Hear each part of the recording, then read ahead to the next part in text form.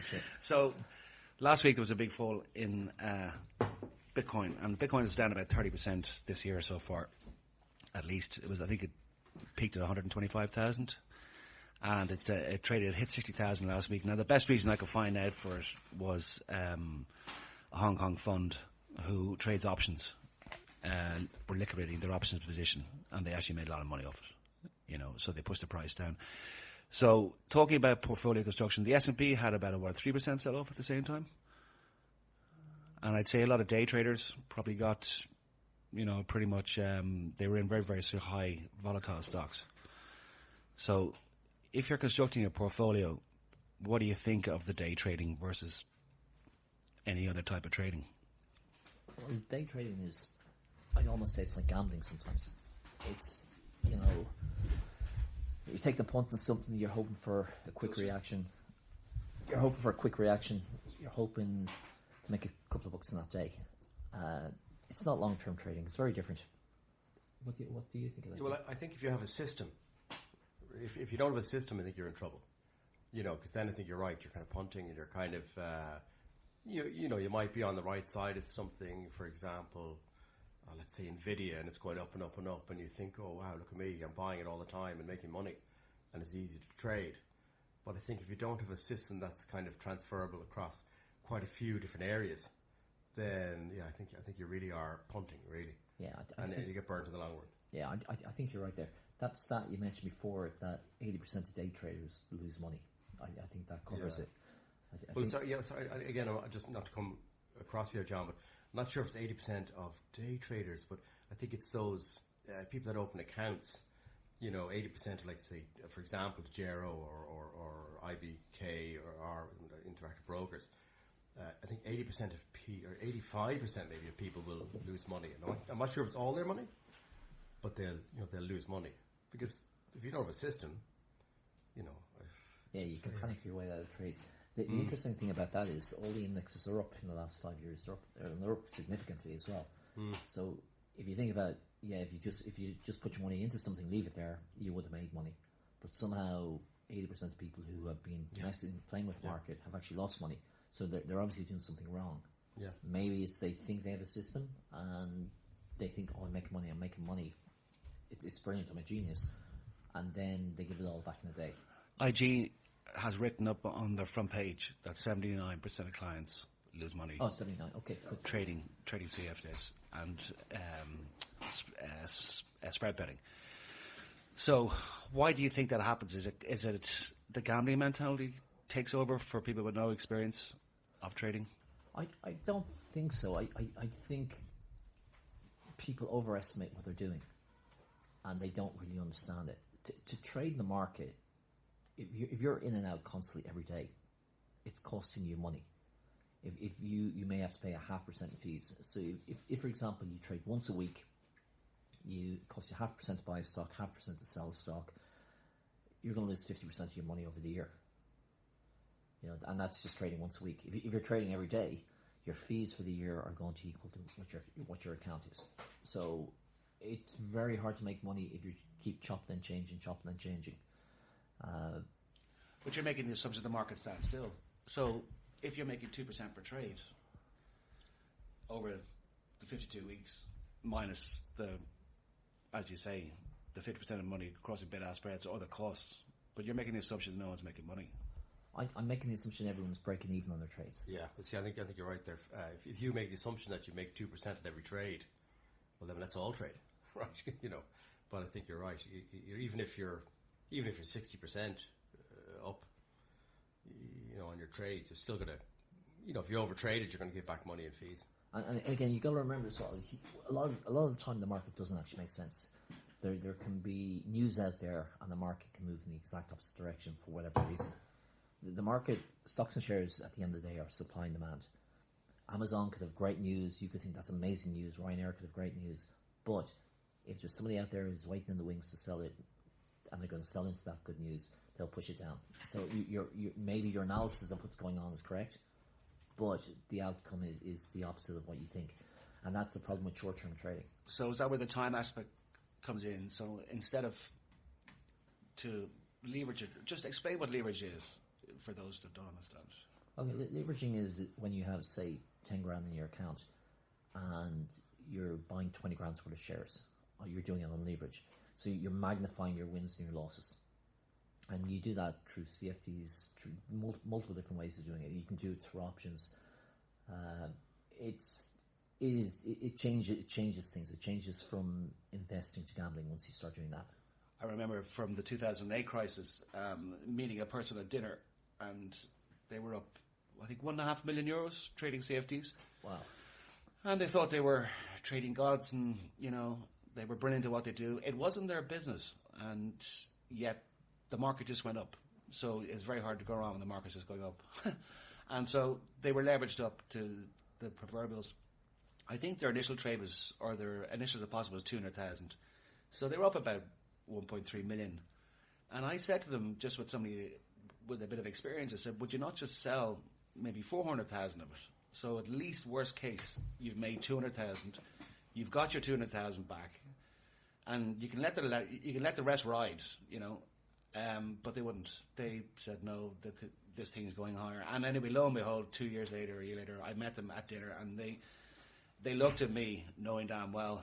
Now, I didn't say anything, but they just said to me, or after a few beers, they said, "God, I wish I listened to you," And I was no what's the phrase? Guru. I was just, in a way, trying to state the obvious. But it's when it comes to gambling, if that's what you want to call it. But the fact is, he didn't take anything off the table, and he ended up losing the 1.5 million and an extra million. Wow, he followed it up in his back, did he? Because he obviously doubled in, said this thing has to go back up.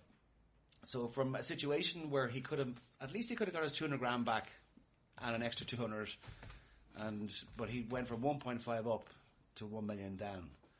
And I think that's what, when people are talking about trading versus portfolio construction, I think that's what, I personally think that's one of the big differences.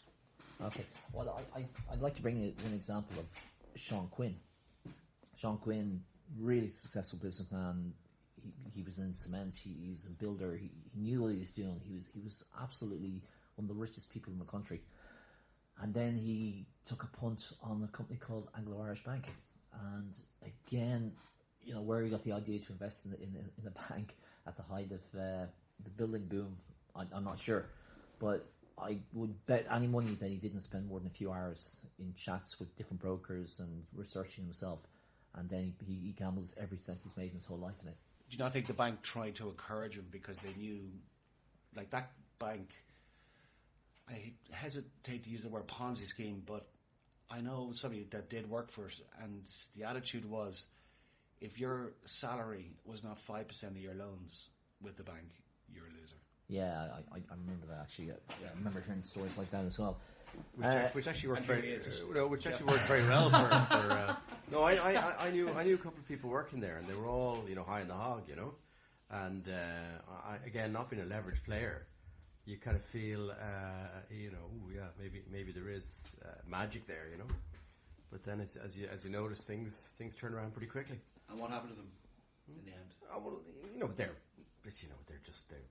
family men or women, and they're working away, so just get on with it, you lose a few quid and you pay it back, and you carry the debt or whatever it is.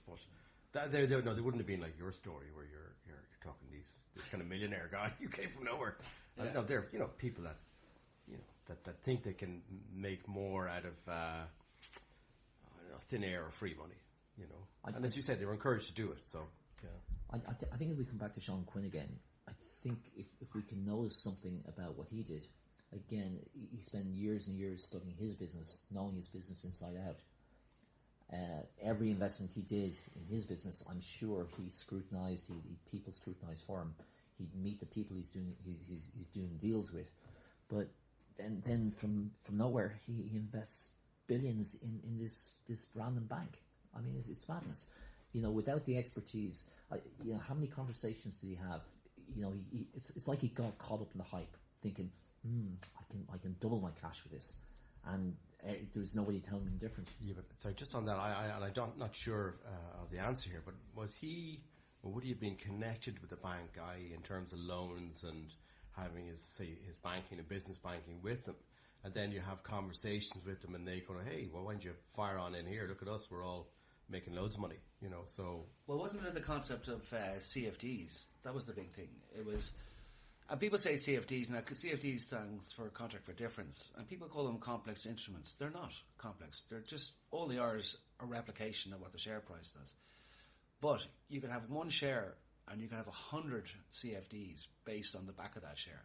Yeah, and that's what maybe he didn't understand, is that supply and demand does not come into that.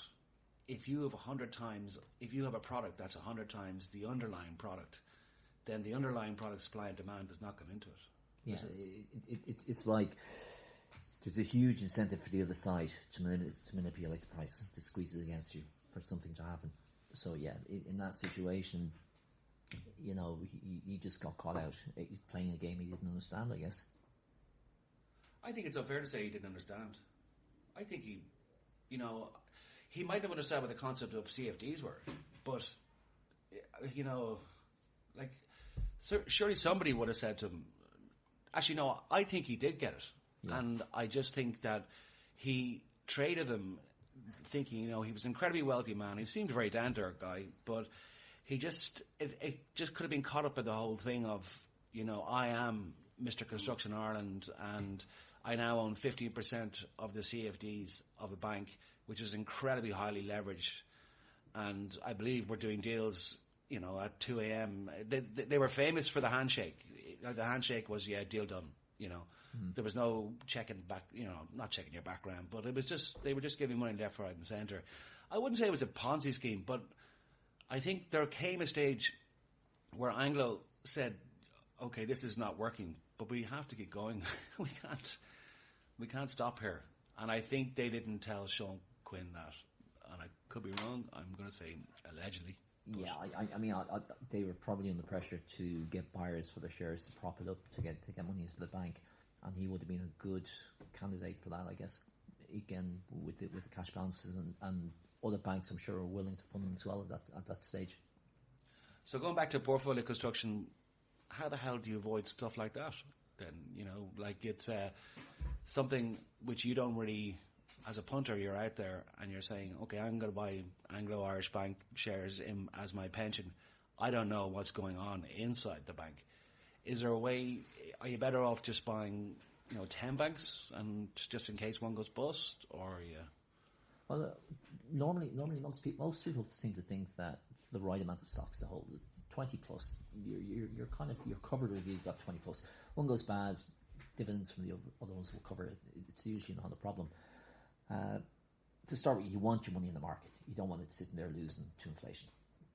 That's pretty much a no-brainer. As I say, I've been sitting on money since we shut our firm down, and I've been looking to do something with it, but I've just been watching it lose out to inflation for the last 2 years. I've changed that around now, and I've started to look after it properly. And my strategy is pretty straightforward. I believe that AI is going to be very important going forward. I believe it's underestimated. Many people disagree with that because the hype about it is so big, but I can just see this thing taking off. I can see this being another internet or another industrial revolution, and I can see it changing the world quite dramatically. So I've got about 10% of my money in AI stocks on the back of that. I think most people are probably, if you're involved in an index, you're probably looking at 5% maybe. But for me, that's my little punch. A little bit extra in AI, and I'm happy. I've also got money invested in utility stocks, car stocks, bank stocks, basically across the board. Explain what a utility stock is. I've heard that phrase before. Okay, well, utilities are like electricity. For example, Iberdrola, they provide electrification and electricity around Europe, and they're kind of conservative stock generally. They pay a pretty decent dividend. They're never going to go to the moon, but they're never going to go to zero either. Well, that's the hope anyway. Jeff, would you agree? Sorry, yeah, sideways there. Would I agree what a utility stock is, or would I agree that they're pretty safe, relatively speaking? Oh yeah. Well, they've been a good investment for the last 3 to 4 years. on the back of higher rates, but I think also on the fact, maybe John, and the AI stocks creating a lot more energy demand and stuff. It just seems certain ones have done very well, but they've all seemed to have done really not well, maybe doubled or some in the last few years. So as a safe investment, it was pretty good. You're also getting a good dividend out of it. Yeah, well, that's the main thing. And the trick here is that you're not buying and selling it every day. You're buying it, you're paying your fees, and you're hanging on to it for 5 to 10 years. And you're forgetting about it. It doesn't cause you stress. You know, it's slowly ticking away in the background, making a few quid. Maybe outperform a little bit, maybe underperform a little bit. But, you know, that's what you're after. Well, I think that you're right there. That could be part of a balanced portfolio, right? Yeah, so you can afford then to take a few other punts in NVIDIA or other things that maybe are more speculative. Yeah. Biggest trades. Well, yeah. I mean, but they're I suppose they're market trades. I mean, the market likes them. But they're fun trades too. Well, yeah, but it's funny. A lot of the utilities and you know, a few of the things that I invest in, they're not very sexy. They're kind of more, you know, grind higher, decent dividend return. But they've done well recently.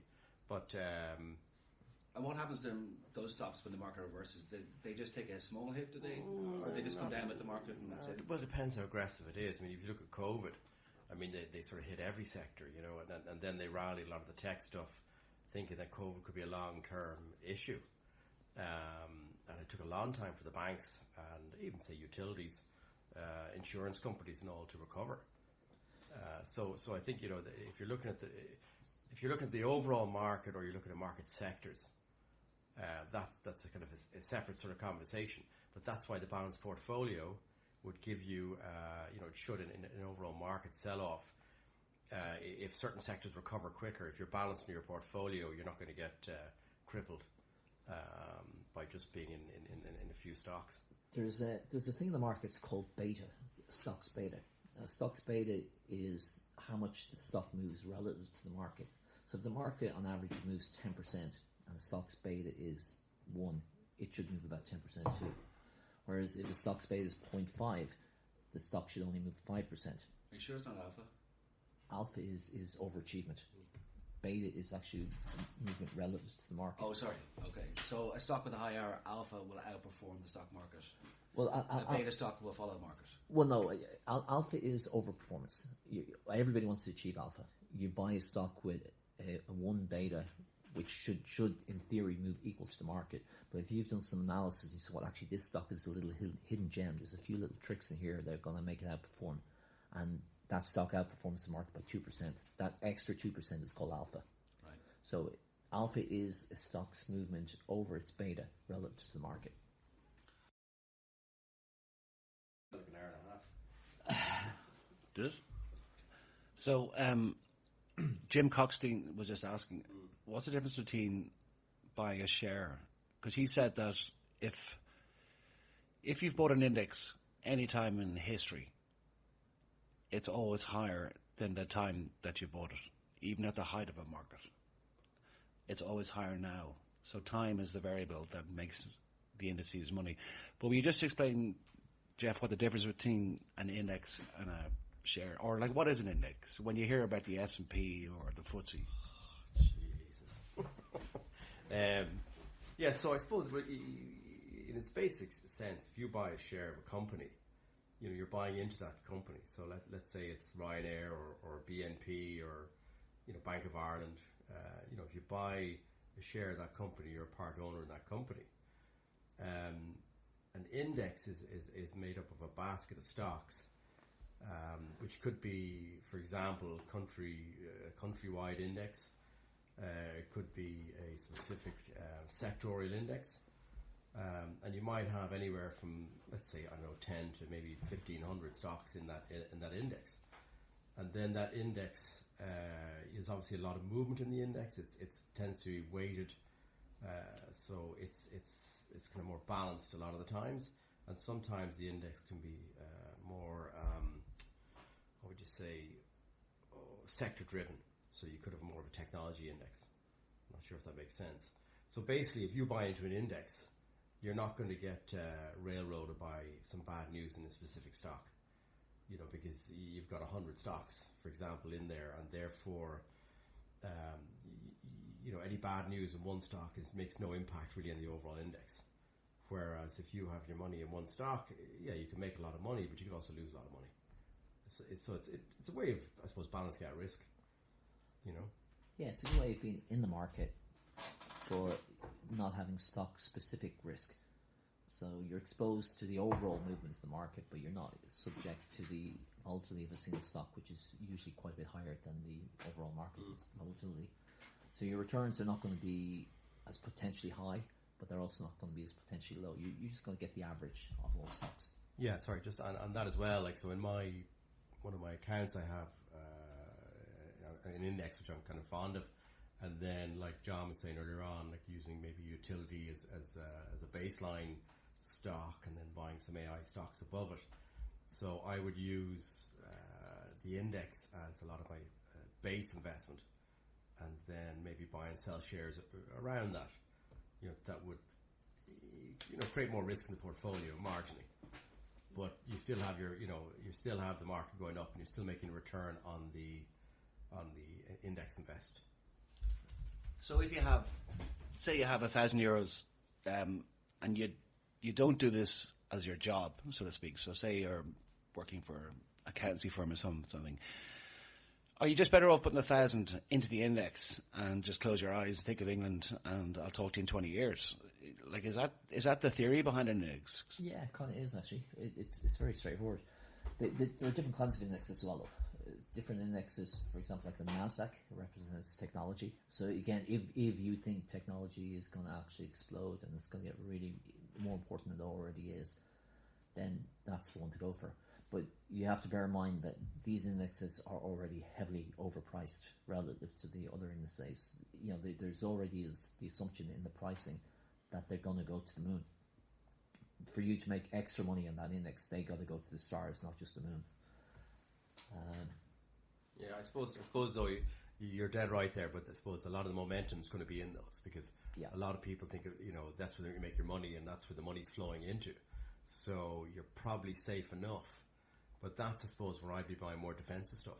Not right away, but then when shocks come in or things don't perform as well, or money starts to flow back into more boring stocks. It kind of dries them up a little bit. Do you have any boring stocks on the radar at the moment that might be worth a little punt, or any exciting stocks? No, I actually sold a bit of BNP there the other day. Sold. I'd had that for a while. I was keeping an eye on it, and they'd good earnings. So, and I was actually trying to use the proceeds of that to buy into my Vanguard FTSE All World High Dividend basket. But I had a bid in, and I didn't get hit. But it's a slow burner, so I can buy it if I want. No, I'd have to think about that in terms of. What's BNP is a French bank, is it? It is. Yeah. I've got one for everybody out there. Again, my record with stock trading. My background isn't stock trading; it's derivative trading. It sounds similar, but very, very different. It's very niche, very very specific. You're looking for. It's a different kind of analysis. But my last one was, I saw news on Puma about some guy coming in. He's going to buy a third of the company or something like that over the next year.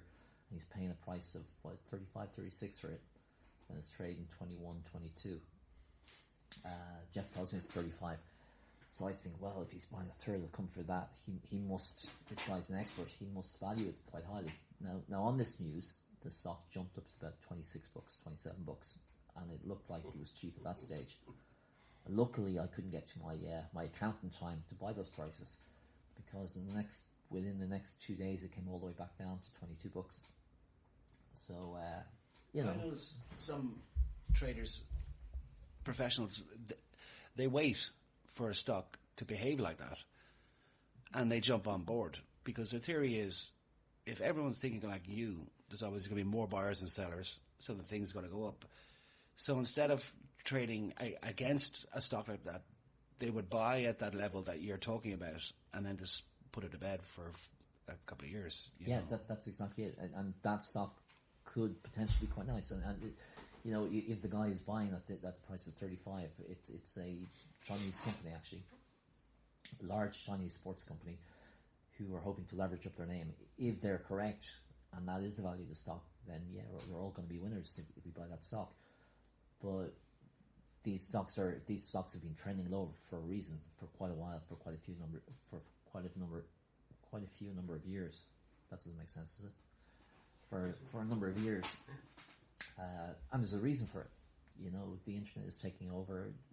It's people they don't seem to be able to monetize these brands as easily as they used to be in the past. Yeah, just on that, which is a sort of side thing. I mean, the price of runners and the price of footwear is very elevated. So I don't understand why Nike, Adidas, Puma have come down so much. I mean, I know there's competition in there, and maybe it's through China or, I don't know, these Lululemon, or I'm sure young people know more about trendy footwear. But yeah, I would have thought that there's high margins in that space. Yeah, I would have thought so too. But again, Adidas has lost, half its value in the last...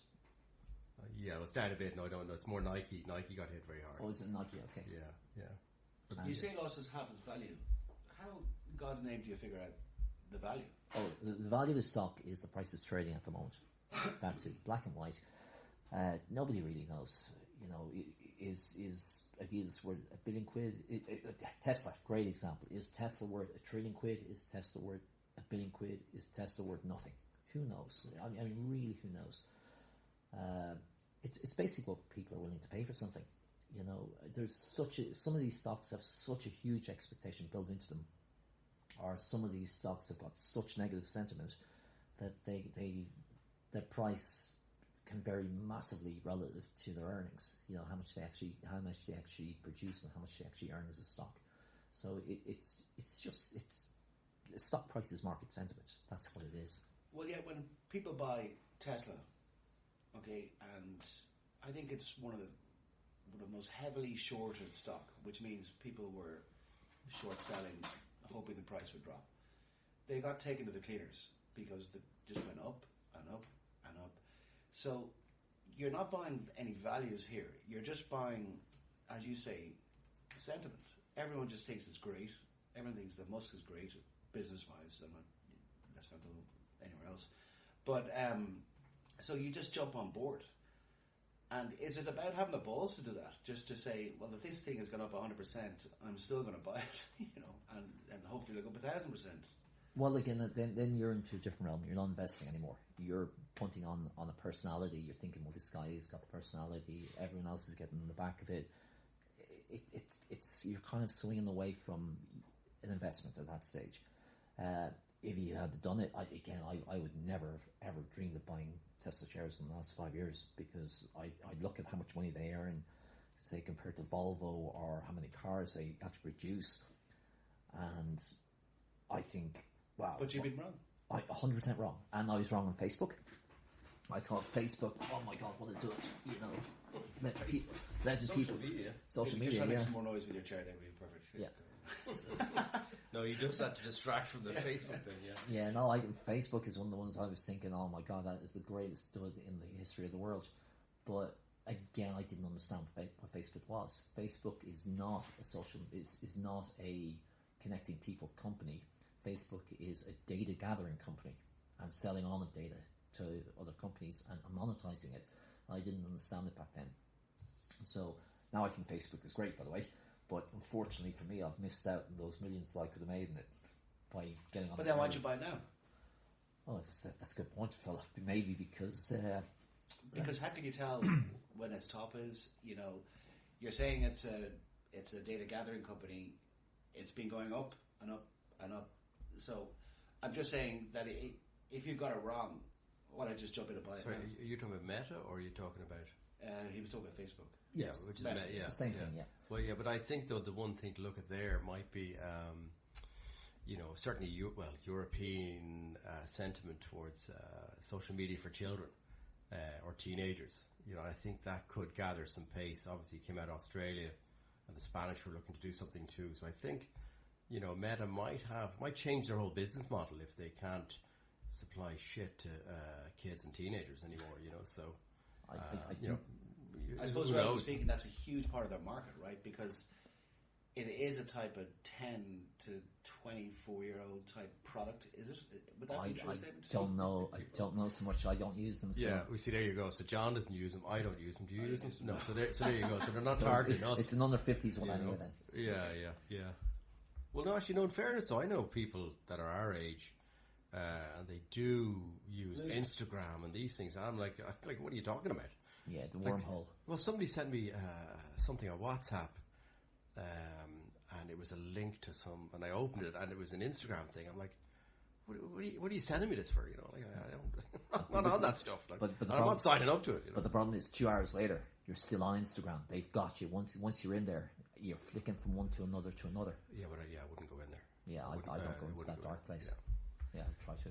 Well, that could be the error of the way. It's kind of, are you better off than trading stocks in a sector that you understand? So if you work in that industry, say you're working for Google, it depending what you do, but say you're a Google engineer or Google salesman or woman, you'd know that this company is doing very well. You'd probably hear about the next thing coming along. So are you better off just sticking to the industry that you're in when you're buying the shares? Well, it depends on what your overall objective is. If your objective is just to, have a broad portfolio and for your money to keep track with inflation and maybe do a little bit better, then maybe sticking to one industry isn't the right plan.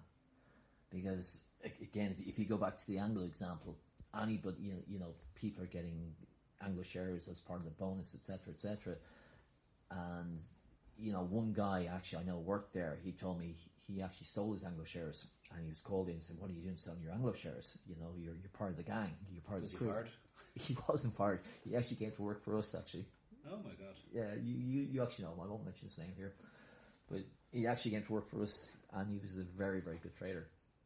And he explained, anyway, I'll go back to the story. He explained to his boss, well, actually, this is my job. Anglo's my job. And he said, yeah, and do you not believe in your job? The boss was saying, well, I do believe in it. But, if I hang on to my Anglo shares, then my investments and my job are the same thing, and I've doubled up in the same area. I want to diversify stuff, and they didn't like that. They just didn't like that.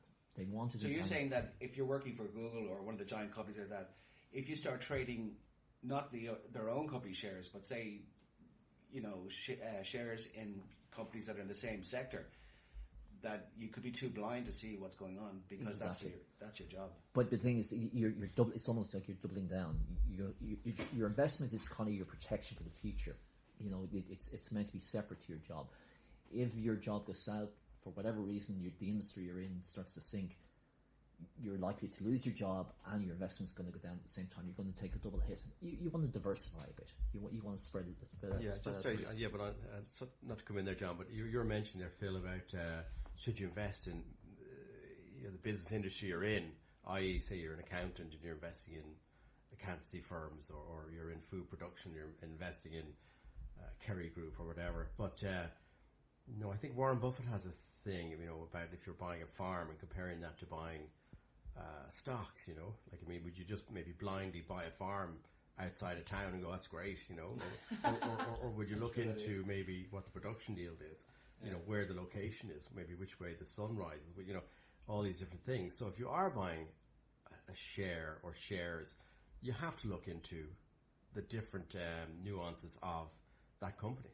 You need to understand it, not in-depthly, but you need to have a broad line understanding. Otherwise, why buy it? That's why then you'd buy the index and just, because kind of go, listen, I don't understand what all these companies do, and you buy the index. Because you're protected by, you've got 100 shares, that's very likely all 100 will fall versus a single. Exactly. So you're just, you're going against, you mentioned earlier on about if you buy an index now, it's always higher when you sell it. So there you go. So you don't have to worry about, obviously there's ups and downs, but you don't need to, if you don't need the money and you're not leveraged, you're fine in the long run. But you don't need to know about individual companies then. You just have to let your money sit there and kind of work. And when you need it, you take it out. Or maybe if it's overextended in the index, but that's, I suppose there's a bit more work in that, So why taking the example we said at the start, why do 79% of people lose money trading shares? Is it the leverage, or is it the gambling instinct? Like why? You know, yeah. Just I think it's higher than that though. I think it's looking there, it says closer to 90% of people will lose money. And not CFDs, because CFDs are probably more, I won't say professional traders, but people that understand products. But I think in general, 90% of people will lose over a certain amount of years. I would hazard a guess of that, and it is only a guess, but I think it's simply from over trading. There is a cost to every trade you do. If you're buying 100 quid worth of shares and you're selling 100 quid worth of shares, you're going to pay about 5 quid every time. That's 5% of your money gone. This is on certain accounts. So I think it's people over trading and just racking up the fees. I think if you could break it down to how much they've lost due to fees, I think a lot of that would turn around, because in general the market does go up. So in general, if you are buying random shares, you will on average make money. But I'm sort of full of anecdotes today. But I remember meeting a taxi driver who was trading currencies, and currencies are possibly one of the most volatile trades that you get into, because a currency stays in certain boundaries for years, and then just has a massive move. And the taxi driver was making a few quid. He's making about 1,000 quid a week trading currencies. Wow, that's really impressive. Yeah. How much was he risking? Yeah, because he was buying, selling. He said, "This is easy." This while he's doing his taxi driving, and I said, "You do understand that currencies can make massive moves?" And he went, "No, should the US dollar, euro, that can't make a huge move." And anyway, it did. And now I didn't meet him, but I'm pretty sure, by listening to how he was trading currencies, he probably got taken to the cleaners. He probably fading again. Yeah, fading. Yeah, and so basically, when the currency went up, he's obviously trading the range. Yeah, the fading trades are, if a currency is moving in, or anything is moving in a certain direction, you take the opposite view that it's gone too high or too low. But with currencies, though, that's real money. That is actual banks buying and selling, governments buying and selling. There's nothing you can do, and there's nothing most traders can do. I think it's the biggest market in the world is currencies, I think. There's nothing that anybody can do to fade that, thinking, oh yeah, it'll come back. Maybe it will 9 times out of 10, but that 1 time out of 10, it'll just blow you out of the water and you'll lose everything, you know. Okay, cool. Sorry, just on that as well. So yeah, the overtrading thing, absolutely. In particular, even I noticed I have a sort of pension account that I can trade in, and if I was buying them in clips of, let's say, even 4,000, I would buy some stocks. It's $25 in plus some custodial fees. So let's say it's $35 off 4,000, which is just under 1%. Just under 1%, right? Yeah. So I buy that, and then let's say it goes up 10% for some reason, and then I sell it, but I got to pay a fee, not the custodian, but I pay still 0.6, say 0.7, so that's 1.5%. But then I have to then buy something else, so that's nearly another 1%. That's so it does really add up over time, and I notice a lot of other say cheaper options to trade, but not necessarily in the pension thing. It's interesting you mentioned that, Jeff, because you mentioned for clips of 4,000, that's how much it's costing you. If you're actually only doing clips of 1,000, then your fees go up by 4 times. Yeah, so there again, depending on how much money you have. So if you're doing clips of 40,000, or you're right, then it's not costing as much. But most people won't be doing buying 40 grand of this stock or that stock if they have a diversified portfolio. Yeah, I think the problem is I've met people and they've been on the phones. I found it fascinating. This has gone back a few years.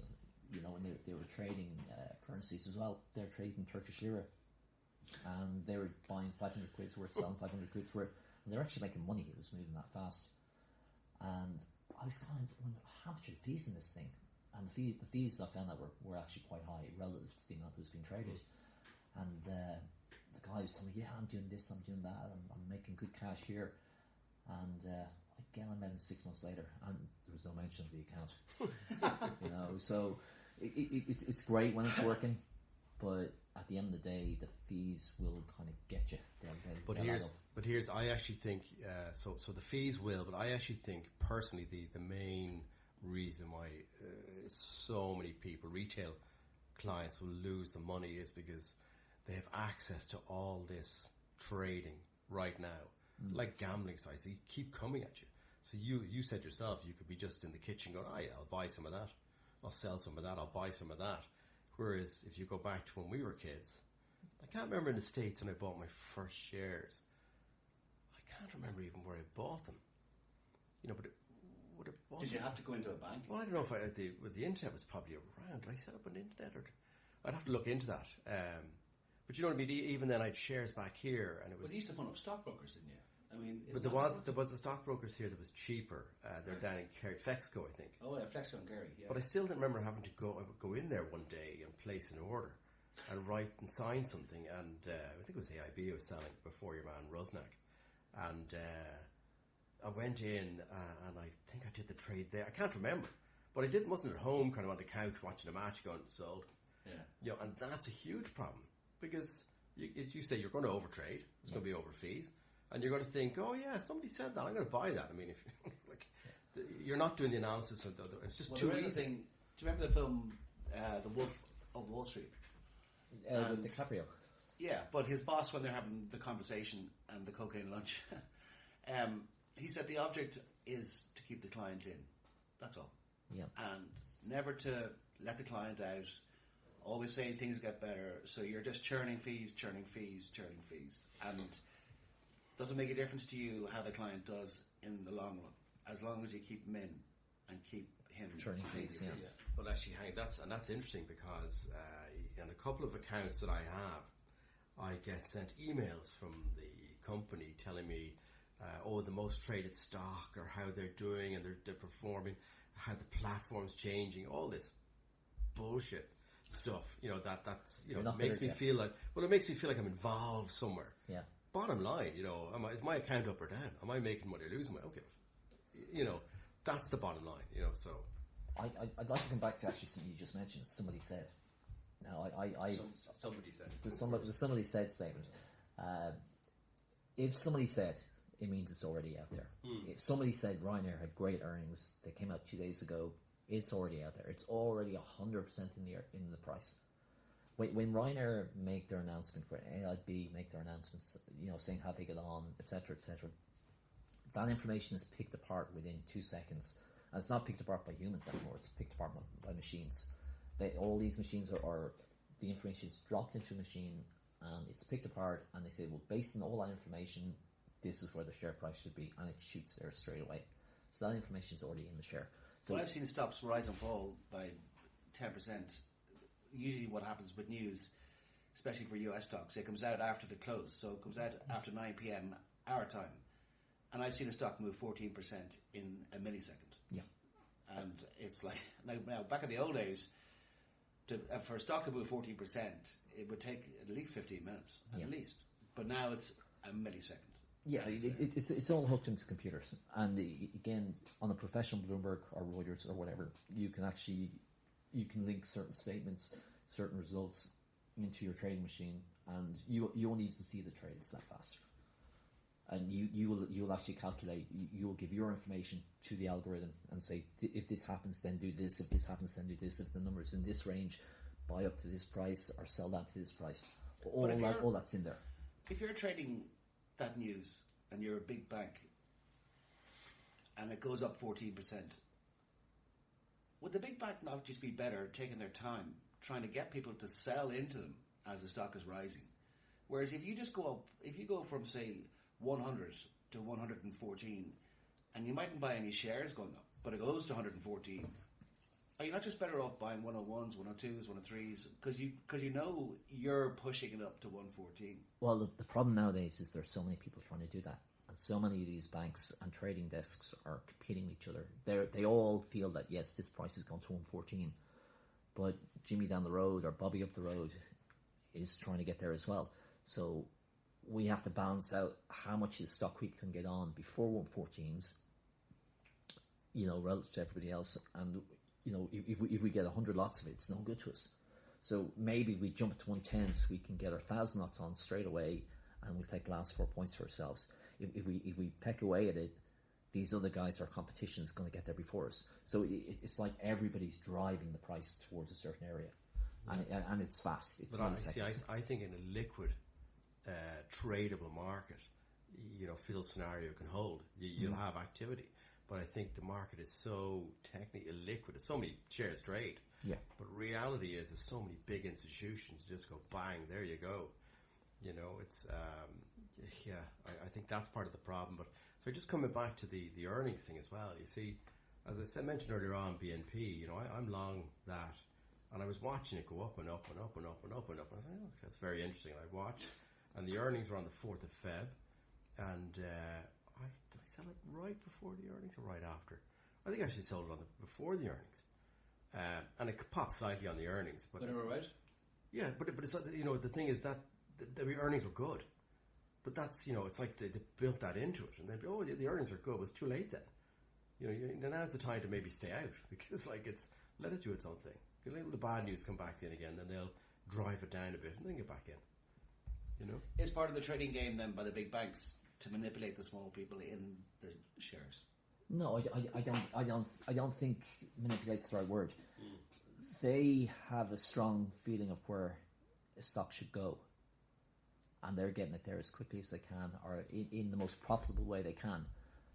Whether that means they're going to bring it there slowly and let everybody get in, or they're going to jump it there because they have stiff competition to get to that price. But see, and I think as well, the main players, I would think, are the pension funds. Yeah. Right, the main, let's say, Marlins or big fish are the pension funds. And they're the long-term guys. Yeah. Yeah, so as soon as in a scenario you jump it from 1 to 110, month end comes in, their charts say the momentum's there and they start going on the stock. If the fundamentals are right. So therefore then they start driving the price higher from there. That's what I would think, because your pension funds not just buy, not that they don't care what the price is, but that's what I'm saying. So it's gone from 1 to 110. So the pension funds are buying 114 or 110. No. So the earnings or the good news comes out, it jumps from 100 to 110 in your scenario. Yeah. And then towards the end of the month, the pension funds, they talk to all the big brokerages, they get all their information feed. They want to allocate cash. They start allocating cash to that particular sector. They don't really care about the price going from 1 to 110 because they're looking at maybe an investment from anywhere 6 months to 20 years. So, if they're buying at 112, 114, 116, they might drive the price higher from there. So therefore it's the hedge fund stroke bank manipulating the pension fund, is that? Well, again, you're using the word manipulation. Nobody said manipulation. It's game theory. Yeah, they actually realise what the pension fund will want to do in the future. They say, well, this is good news. We can buy it at this point. Funds will see that this is good news and they'll come in after us. It's just a faster track. That's all. Faster, like the speed of light. Yeah, absolutely. Yeah. As I say, it's algorithm driven. Yeah, they have a program to say if the earnings come in here and there's a miss, or if they beat here, and they've more clients on board, bang, there you go. They're looking at certain metrics, and when those metrics are met, instantaneously. But there's no manipulation. It's just their model says that's what to do, and in the long run, that'll pay off. But it also pays off the pension funds as well, who bought into them, right? At the high levels. It actually does, yeah. Oddly but the pension funds typically should make money because they're investing over time. And they're not. They're not also the pension funds. They'll have sort of stipulations that they can only invest in certain stocks over a certain not size, what's the market cap. So they're not going to turn around and buy. Oh, that stock's jumped up; it's worth 20 million. Let's all bail in there. They're buying something that's worth, maybe 50 billion, and they're only allowed to own a certain percentage, and so they're looking at the long run. So is that why pension fees have come down over the past, say, 10, 20 years? Well, competition first of all, but also the fact that they're just. I think pension fees they're similar enough. I mean, they're below 1% now, are they? Well, your average one's going to be around 1%. Yeah, I think there's more transparency, and the cause. Before there's no transparency. What Bobby down the road is doing a pension. He's a pensions guy. I think most people 20 years ago didn't even know what fees they were paying in pensions. Yeah, but I think on that as well, if you think about it, 20 years ago, the percentage of defined contribution versus defined benefit, a lot more defined benefit pensions. They've got rid of all those and they brought in a lot more defined contribution. So when they target them at larger firms, I suppose it does become more competitive to bring the fees down, but yeah, it's more fees are become more transparent for defined contribution. Yeah. But like there's nobody mentioning any manipulation stuff. Just the industry works a certain way, you know.